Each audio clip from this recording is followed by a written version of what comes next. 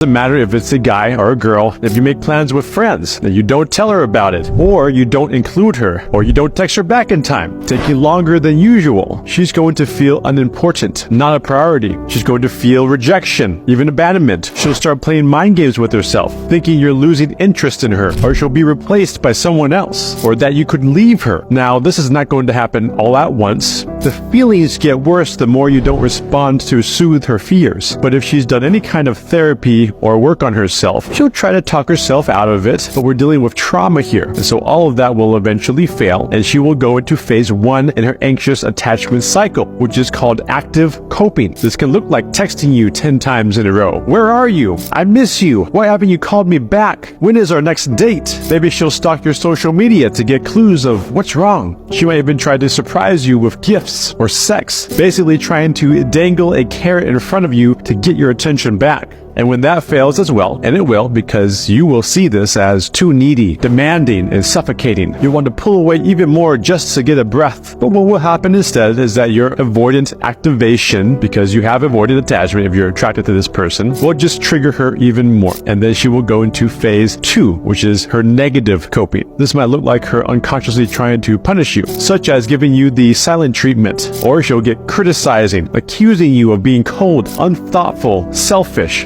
saying things like, if you really loved me, you wouldn't ignore me. She might even threaten to leave. She might get controlling to prevent you from doing that terrible thing again, which is just her trying to force you to feel the pain that she feels. That if you would just feel her pain, you wouldn't pull away. And as this cycle continues to get worse, and all these strategies don't really work, and they won't, this will lead into phase 3, doom cycling. This is where they think of the worst case scenario. They think you're going to actually leave them or cheat on them, and they'll never find love again. As a last resort, they'll get really aggressive here, doing things like show up at your work or stalk you where you normally would go just to find you. Eventually, you and her will go through this cycle several more times until you get completely burnt out from the pain, and then you end up actually breaking up or even getting divorced if you're married, only to repeat it again with another partner, and it will happen again with another partner. Now, if this sounds like you, there is a way to stop this painful cycle, which is what I guide clients through. You're going to have to start healing your childhood trauma. That means meeting the hurt little child still inside you. It's going to be learning to build a relationship with the fears and the pains that are inside your body somatically. It's also going to look like getting support from people that are on the journey as well, or those that have been through it that can guide you. Now, if you're someone that actually wants to do something about this and not just continuing to read about it, but actually do healing work, comment below and let me know what you think.